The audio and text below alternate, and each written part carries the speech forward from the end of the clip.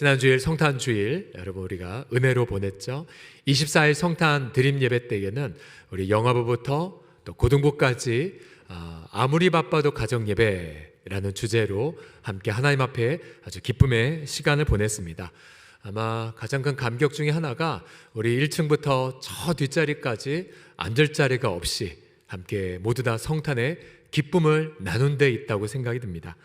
또 25일 성탄 축하 예배 때에는 8명의 아가들이 유아 세례를 또 받았죠. 그래서 역시 유아 세례 받을 때에도 또 기쁨과 감사가 가득히 넘치기도 했습니다. 어느 한 지체가 이런 고백을 하더라고요. 목사님, 우리 젊은 세대 또 우리 아이들을 보면서 목사님 향후 20년은 걱정 없겠습니다 라는 말을 누가 해주셨습니다. 우리 하나님 앞에 감사드릴 것은 그래도 우리 교회 안에 많은 젊은 부부들 또 다음 세대 특별히 이를 위해서 우리 3040 위원회 식구들 얼마나 많이 올해 수고를 많이 하셨는지 모르겠습니다. 우리 다음 세대를 통해 공동체의 미래를 보게 하시는 하나님 앞에 감사를 드립니다. 하지만 한국교회 전반적 분위기는 이렇진 않아요. 많은 한국교회 안에서 주일학교를 문 닫고 있고요. 또 젊은 세대가 없다고 아우성치고 있습니다.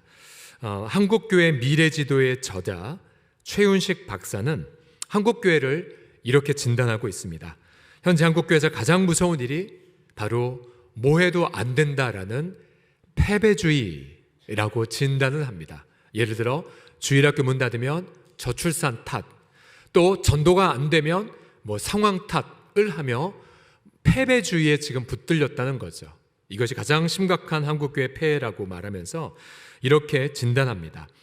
회개와 패배주의는 다르다. 패배주의는 불신에서 생긴다. 한국교회가 위기에 처한 것은 사실이지만 영적 지도자는 하나님의 마음과 뜻과 역사를 볼 수 있어야 한다라고 진단을 합니다. 그렇습니다. 아무리 자녀가 적고 아무리 환경이 어렵다 할지라도 우리 하나님이 뭐라고 약속하셨습니까? 바로 너의 자손이 하늘의 별처럼 번성하리라고 약조하셨죠. 또한 예루살렘을 세워 온 세상에 칭찬과 명성을 받게 하겠다고 말씀하여 주셨습니다. 약속하신 하나님이 우리와 함께 거하시기 때문에 여러분, 복음의 본질을 붙잡는 교회는 여전히 성장하고 성숙하고 승리하게 되는 것을 믿으시기 바랍니다. 여전히 하나님 나라의 꿈을 꾸고 그렇게 다음 세대를 위해 헌신하고 그렇게 함께 힘써 투자할 때에 여러분, 다음 세대들이 언약의 말씀처럼 각 공동체마다 풍성하게 가득히 넘쳐날 줄을 믿습니다. 자, 교회 공동체의 승리가 여기 있다면 여러분, 개인은 여러분 어떠하겠습니까? 여러분, 새해 여러분 이제 하루만 남았지만 2023년도를 앞두고 여러분 좀 어떠한 심경으로 지금 이 자리에 앉아 계십니까? 과연 새해 나의 건강은 어떠할까? 또 새해 내 경제적 상황은 어떠할까? 또 여전히 세계의 분쟁과 또 기후위기, 또 여러 가지 끔찍한 뉴스, 또 안정되지 않은 정치 등 여러 가지로 고통할 텐데 나는 어떻게 될까라고 아마 이런 마음들이 많으실 겁니다. 혹시 지금부터 패배주의에 붙들려서 우울한 마음으로 연말을 보내시는 분이 없을까 싶습니다. 오늘 본문을 보게 되면 우리 예수님은 광야 한복판 안에서 모진 테스트를 마귀에 의하여 받고 계십니다. 우리가 알다시피 예수님 3번의 테스트를 받으셨지만 모두 다 승리하게 되셨지요. 그래서 오늘 예수님의 그 승리 함께 묵상하면서 저는 이렇게 오늘 결론부터 말하고자 합니다. 잘 들어보십시오. 예수 믿는 성도는 비록 광야에 있다 할지라도 새해에 승리할 수밖에 없음을 믿습니다. 이겁니다. 왜 예수 믿는 성도가 승리할 수밖에 없을까요? 광야와 같은 새해를 맞이한다 할지라도 첫 번째로 그것은 우리 예수님이 친히 우리를 책임져 주시기 때문입니다. 따라해 주십시오. 예수님의 책임. 시작. 예수님의 책임. 우리 지난주에 보았죠? 예수님이 세례 요한을 통하여 세례를 받으셨음을, 원래 세례를 받으시면 안 되었는데 예수님은 이렇게 말씀하셨죠. 마태복음 3장 15절 보시면 이제 허락하라 우리가 이와 같이 하여 모든 의를 이루는 것이 합당하다고요. 즉 예수님은 죄인들이 받는 세례를 받으심을 통해 바로 죄인들과 하나가 되셨습니다. 즉 예수님이 죄인들을 책임지신 거죠. 죄인들의 형벌, 또 율법의 저주, 육체의 연약함, 모든 것을 예수님 홀로 짊어지셨다는 뜻입니다. 그래서 예수님의 또 다른 별명은 바로 임마누엘이라고 하죠. 임마누엘, 우리와 함께 하시는 하나님이라는 뜻입니다. 여러분, 예수님을 통해 하나님은 말씀하십니다. 하나님은 저 멀리 계신 분이 아닙니다. 하나님은 그저 벌 주기 위해 기다리신 분도 아닙니다.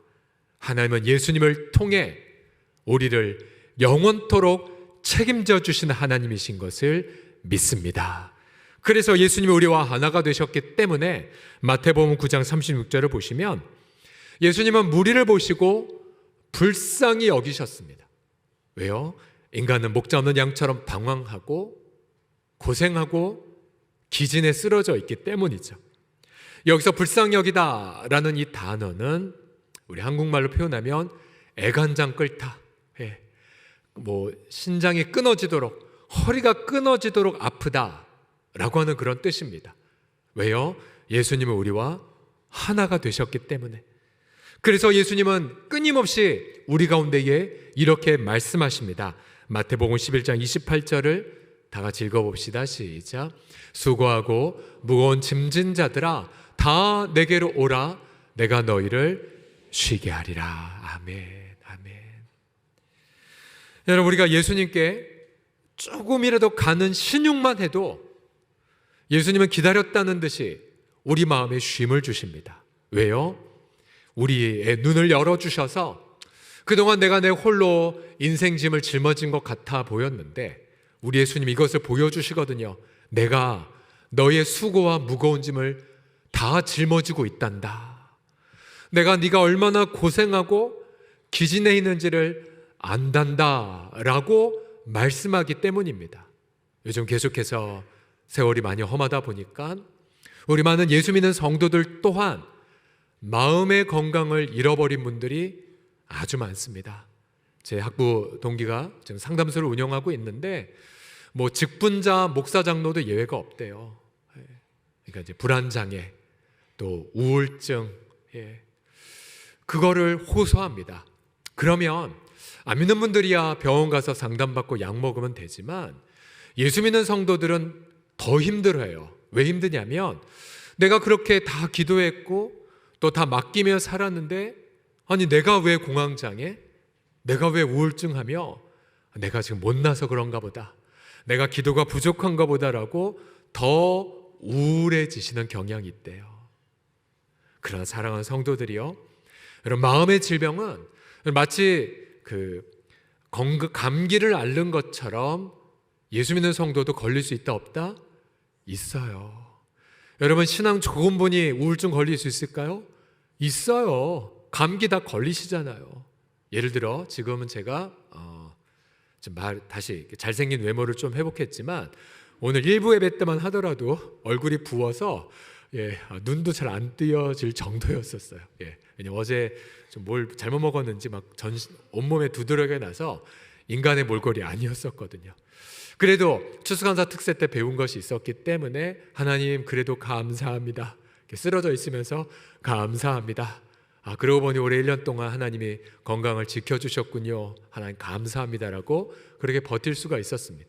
여러분 제가 기도를 안 해서 그렇게 힘들었던 게 아니라 누구든지 다 고생하며 기진할 수가 있음을 말씀드리는 겁니다. 기도 깊이 하는 권사님도 근심에 쌓여 수면 못 주무실 수도 있고요. 그런데 기뻐하십시오. 우리 예수님은 책망하지 않으세요. 오히려 우리를 책임져 주시니까요. 그리고 우리의 마음을 열어 깨닫게 하세요. 너 많이 힘들지?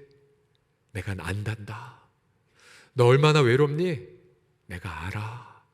그러면서 끊임없이 우리 마음속에 내가 너를 책임졌기에 책임진 내 안에서 너는 쉼을 누리거라 라고 말씀하십니다. 여러분, 날마다 이 쉼을 풍성하게 누리는 저와 여러분 다 되기를 간절히 축복합니다. 심지어 예수님은 히브리서를 보게 되면 죽음마저도 책임져 주셨죠.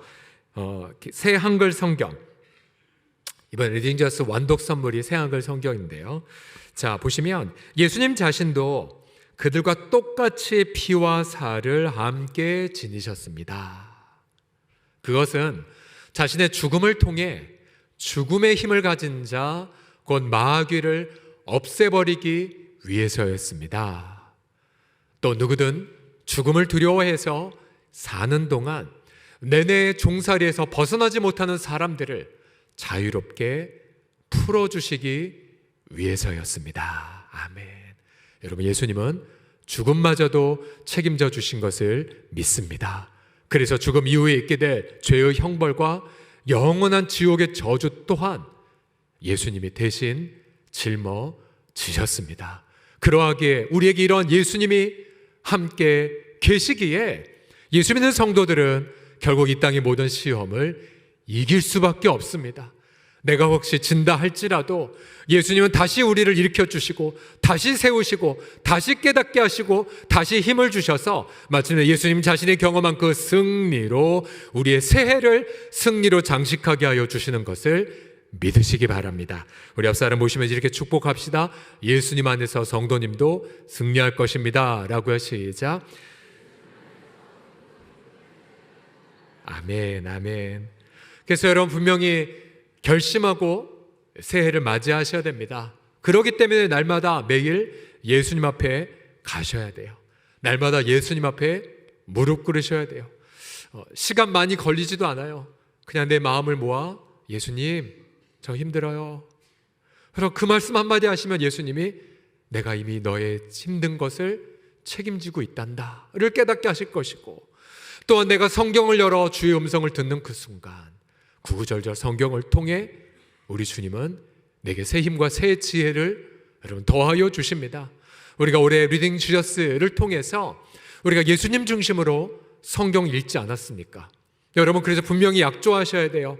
하나님, 내가 새해에는 우리가 저렇게 새롭게 이쁘게 또 새로운 통독표도 만들었고 또 45주로도 늘렸고 중간에 쉬는 시간도 있고 휴가 기간도 있고, 그래서 이렇게까지 했는데 서울홍성교회 성돈대 리딩저스 완독 못해서 2024년에 선물 하나 없이 2025년을 맞이했다.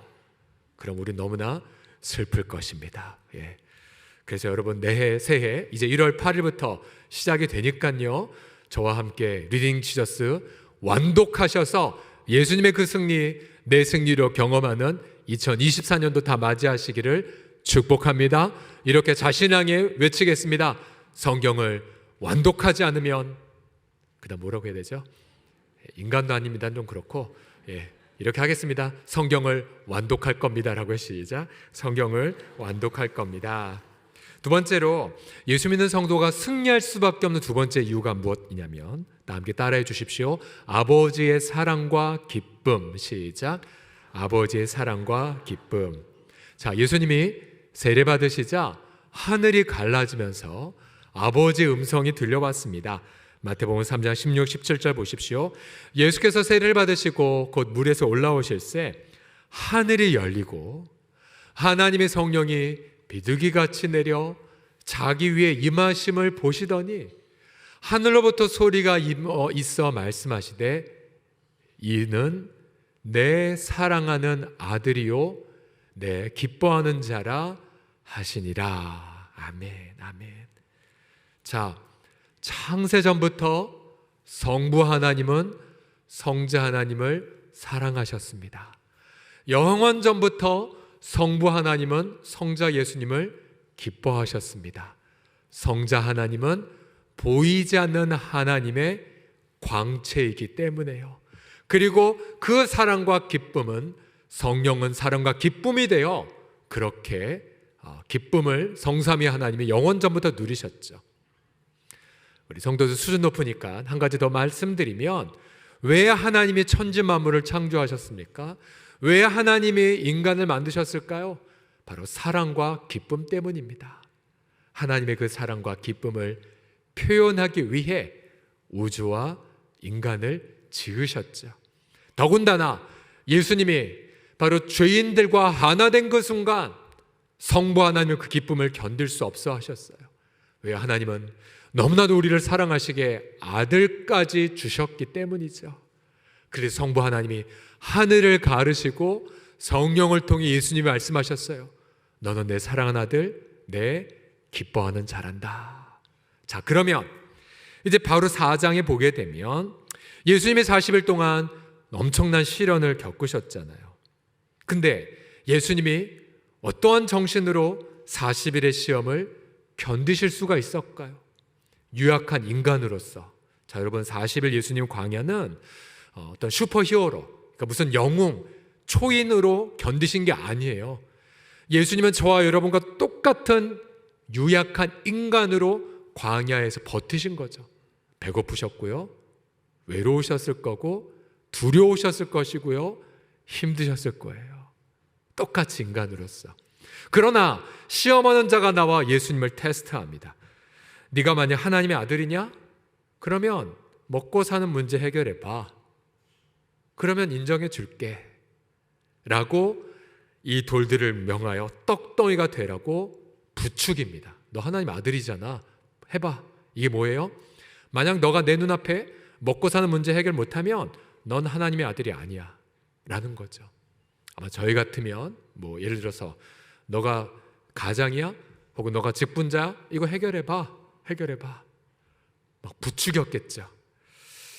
그러나 여러분, 예수님의 심리를 한번 보십시오. 인간으로는 힘드셨지만 여러분, 마태복음 4장 바로 앞에 있는 장이 몇 장이죠? 바로 3장이에요. 3장의 마지막 말씀에 뭐라고 들으셨어요? 너는 내 사랑하는 아들이야. 너는 내가 기뻐하노라. 그리고 성령을 충만하게 부어주셨어요. 그러면요, 당장 눈앞에 먹고 사는 거 해결 못해도 예수님의 하나님의 아들 되심은 변함이 없으세요. 수많은 사람들의 박수갈채를 받지 않아도 하나님의 아들이라는 사실은 변치 않습니다. 수많은 권력과 열방이 지금 당장 자신에게 굴복하지 않아도 예수님은 아버지의 사랑과 아버지의 기쁨으로 만족하셨어요. 그래서 예수님은 배고프셨지만 배고프지 않으셨어요. 예수님 외로우셨지만 외롭지 않으셨어요. 예수님 두려우셨지만 두렵지 않으셨어요. 왜요? 예수님의 마음 가득히 아버지의 사랑과 아버지의 기쁨이 충만하기 때문입니다. 할렐루야. 이게 예수님이 승리하신 비결입니다.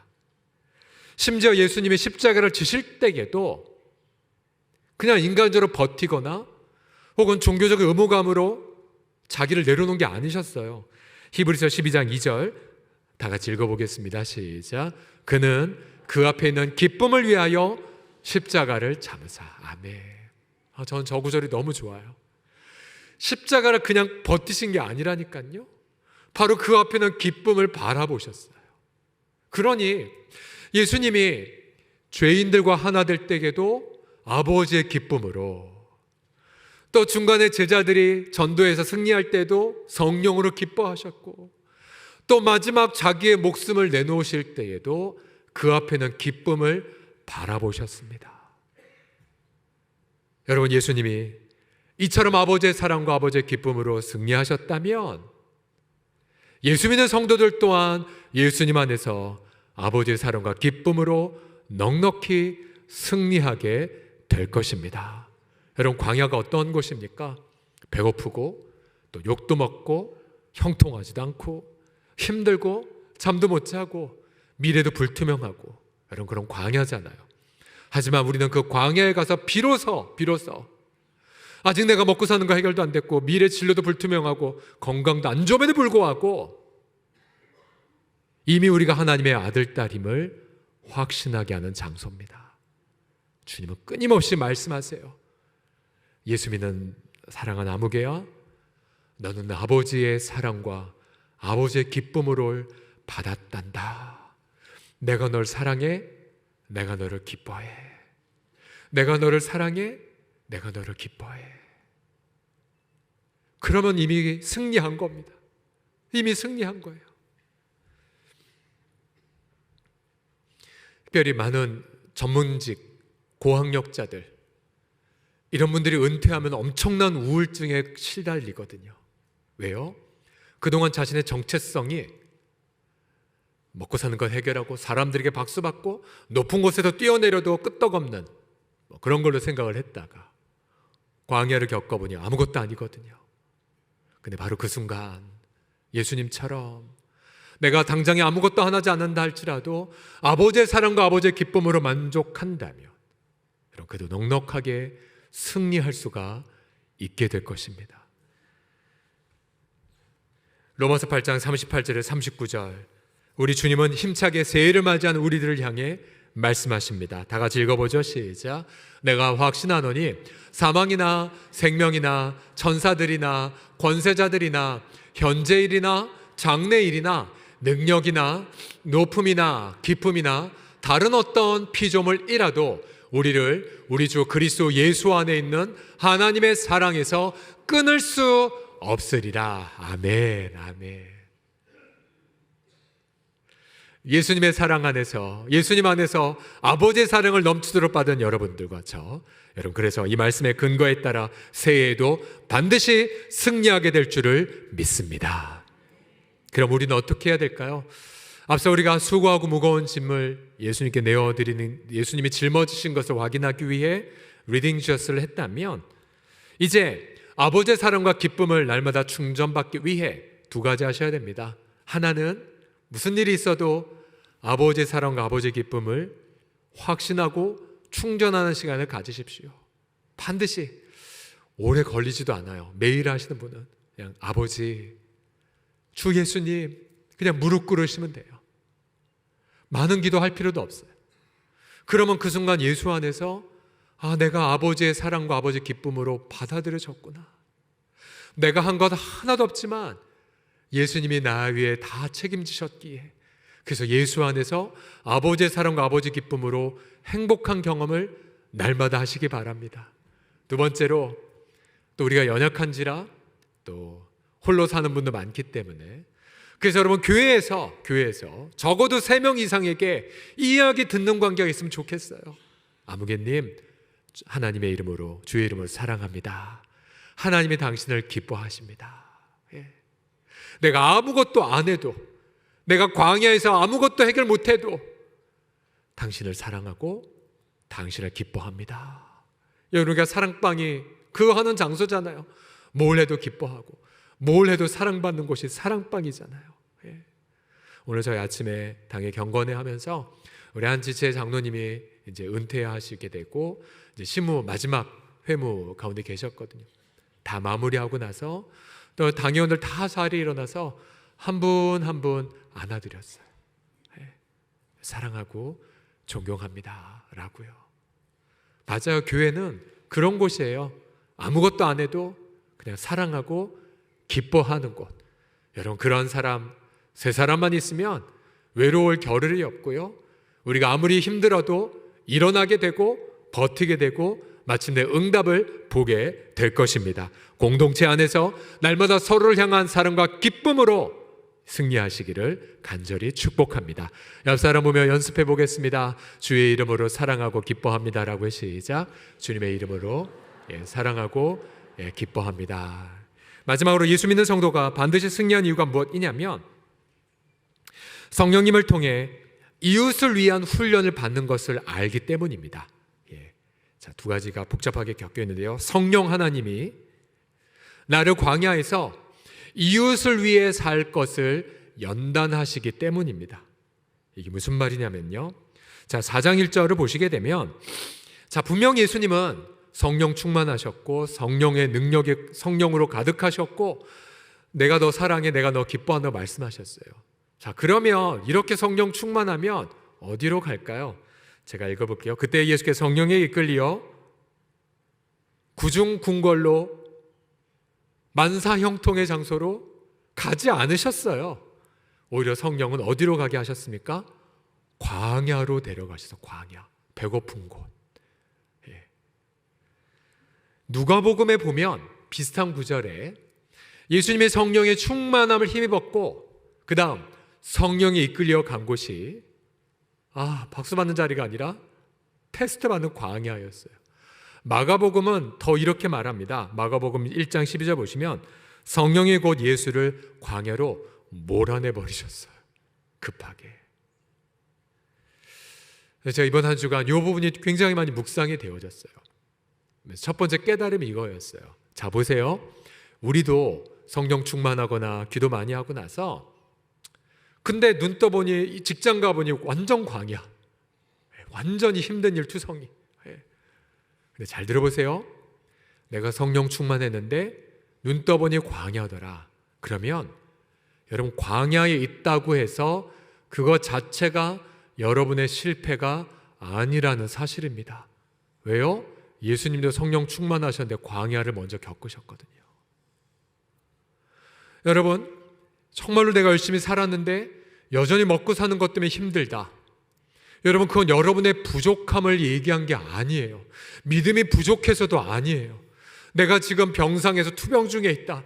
자녀들이나 이웃들에게 폐만 끼친다. 아니에요. 여러분, 아픈 것, 그리고 병상에 있는 것, 마음이 아픈 것도 실패가 아니에요.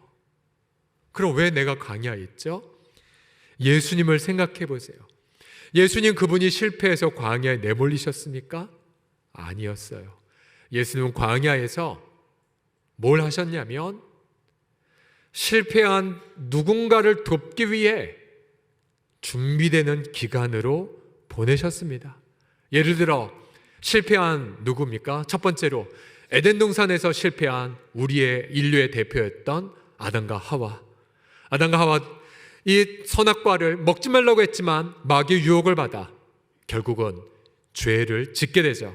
그때 이들은 어떻게 경험했으면 3장 6절 창세기 보시게 되면 먹음직도 해 보였고 보암직도 해 보였고 지혜롭게 할 만큼 탐스럽게 보였습니다. 그리고는 죄를 저질렀죠. 세월이 바뀌어 하나님의 첫 번째 백성이었던 이스라엘 백성들을 보십시오.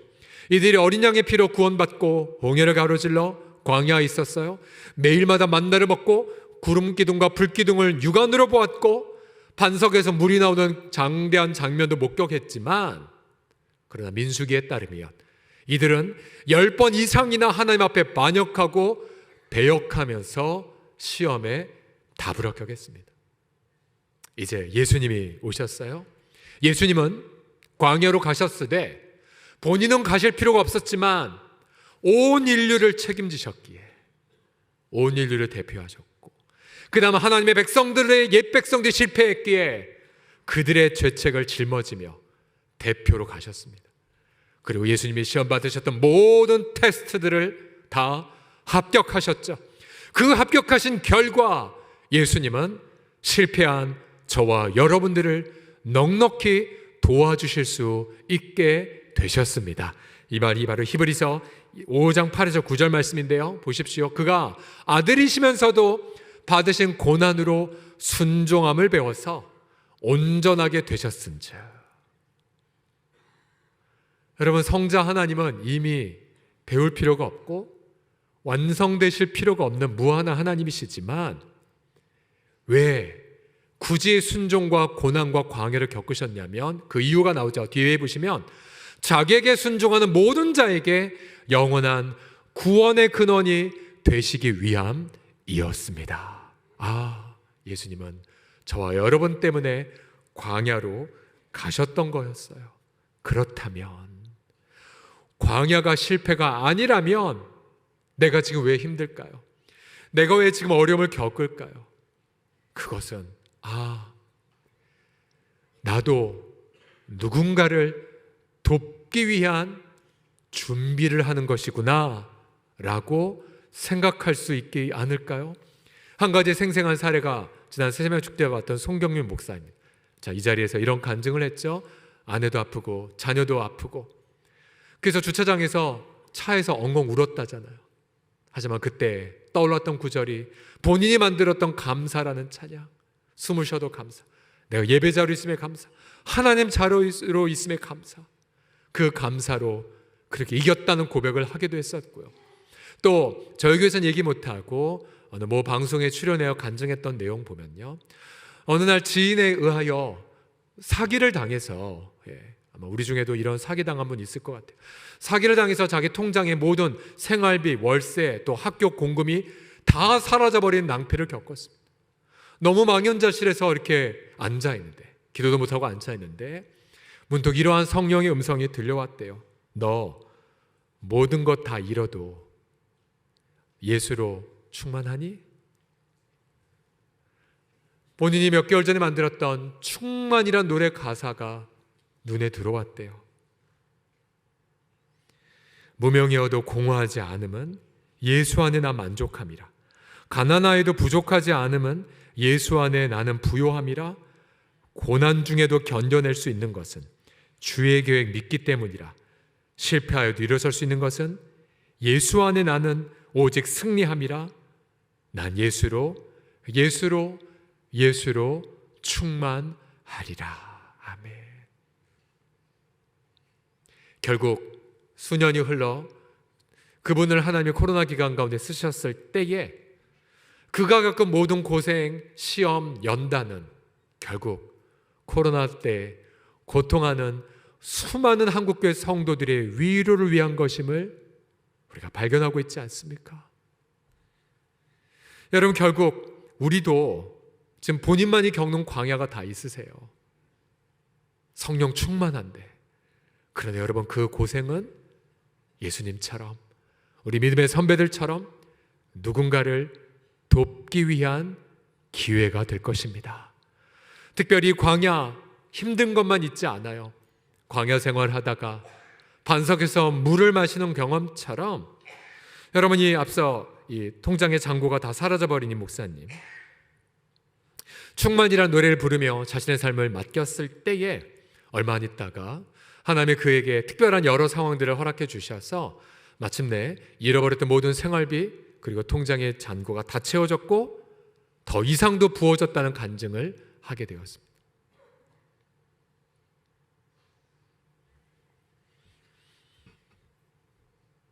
우리가 새해 사랑반 제자 훈련으로 2월 달부터 개강을 하게 되는데요. 여러분, 이 과정은 단지 성경 공부 과정이 아닙니다. 단지 답 주는 과정이 아닙니다. 여러분, 이 과정은 비록 광야를 할지라도 아버지의 사랑과 아버지의 기쁨으로 만족함을 배우는 기회가 될 것이고요.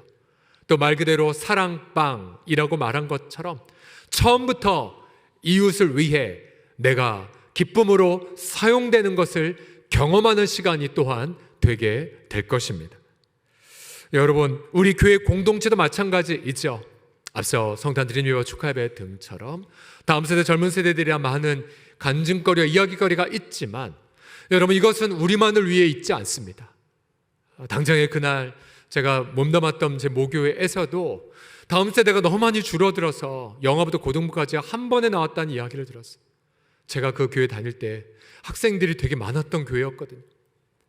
여러분, 그럼 우리 교회가 이렇게 잘나서 먼저 은혜를 체험한 게 결코 아닙니다.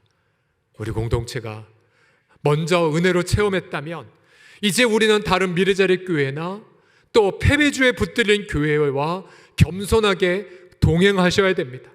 그래서 여전히 이 시대에 안 된다라고 많은 사람이 생각한 이곳에 아니요, 우린 다시 부흥을 꿈꿀 거고 다시 영적 대각성을 준비할 것입니다. 하나님의 언약과 비전의 내용처럼 다시 한번 한국교회가 일어나 이 세상 사람들에게 존경을 받는 그날을 위하여 우리는 열심히 준비하고 기쁨을 심을 것입니다. 여러분, 교회뿐만 아니라 여러분 개인도 누군가를 돕는 자로 아름답게 드려지게 되셔서 광야 속에서 자연단 되셔서 선한 일에 진력하는 사랑방 제자 공동체를 이루는 새해 맞이하시기를 예수님의 이름으로 간절히 축복합니다.